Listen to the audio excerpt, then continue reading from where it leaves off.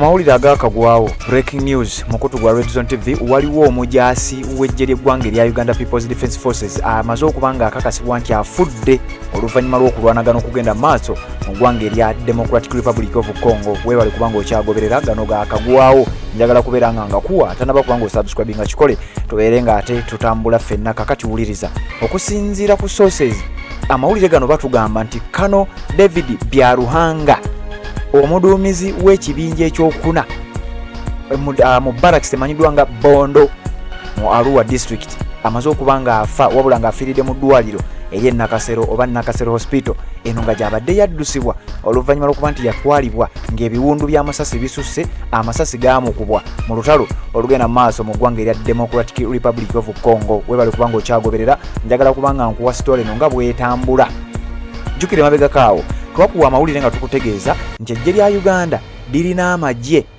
ge baasindika mu ggwanga erya Democratic Republic of Congo mu kibuga ekimanyiddwa nga Bunia ekya province eri emanyiddwa nga Ituri newankubadde nga waliyo entalo endala ate eziri mu North ne South Kivu ate nga ne province eno egambibwa okuba nti amagye g'eggwanga erya Uganda eyo gye gaasindikibwa okubeera mbu bo nga balwanyisa abayekera ba ADF kakati wuliriza ekibaddeyo atanaba kubanga osubscribe nga kikole genda maaso awo mu comment section otekemu obubaka bwo ombuulire gano mawulire malungi oba mawulire mabi ngayite mawulire malungi oba ngayite mawulire gannaku kyonna genda mu comment section okiteekewo ate tubeere nga tusimbula weebale kubanga okyagoberera atanaba kubanga osubscribe nga kikole tubeere nga ate tusimbula wuliriza okusinziira ku sources nga batugamba Colonel David Byaruhanga a senior officer in the Uganda People's Defence Forces has died from injuries sustained on the battlefield in the Eastern Democratic Republic of Congo.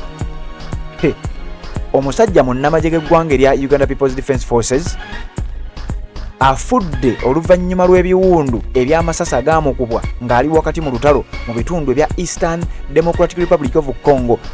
Awo lwaki nzigumizaawo nnyo Eastern Democratic Republic of Congo yeewali entalo era yeewali provinces ziri essatu eggwanga erya Uganda n'eggwanga erya Rwanda ziringa ze zaagabana waliyo Ituri ekibuga bakiyita Bunya waliyo North Kivu ekibuga bakiyita Goma waliwo South Kivu ekibuga bakiyita Bukavu kati eyo gye bayita Eastern Democratic Republic of Congo kati ono yabadde ku battlefield bagezaako okubeera nga alwana on behalf of Uganda People's Defence Forces bamukubye amasasi ne gamutuusaako ebiwundu ebyamaanyi ennyo era afiiridde mu ddwaliro e Nakasero nga bagezaako okubeera nga bamutaasa.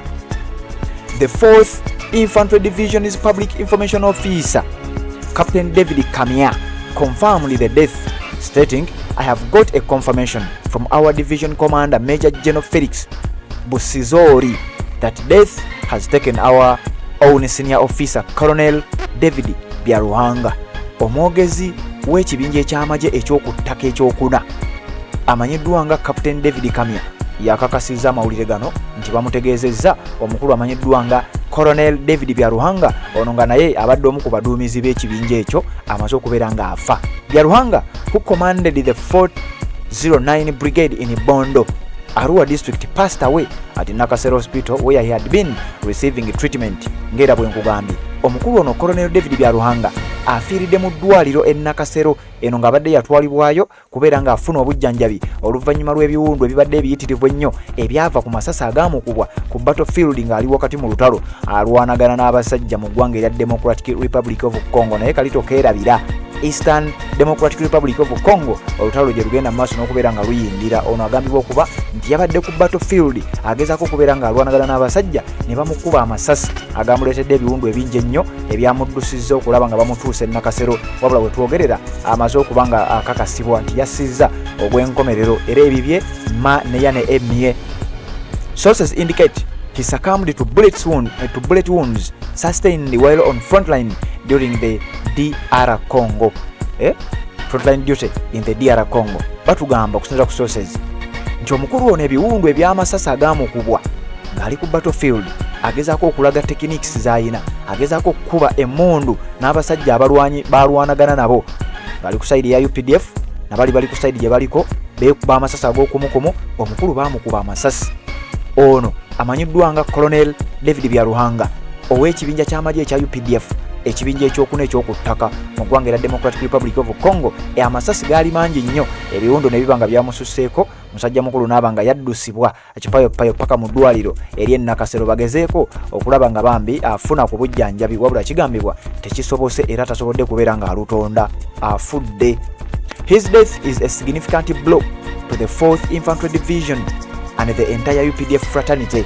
Nky'okufa kwe okusinziira ku bano batugamba nky'okufa kwe ddibu ly'amaanyi nnyo era kkonde ly'amaanyi nnyo erikubiddwa era ddibu erirekeddwa mu kibinja ekirwanira ku ttaka, ekibinja ekyokuna mu magye g'eggwanga erya Uganda People's Defence Forces.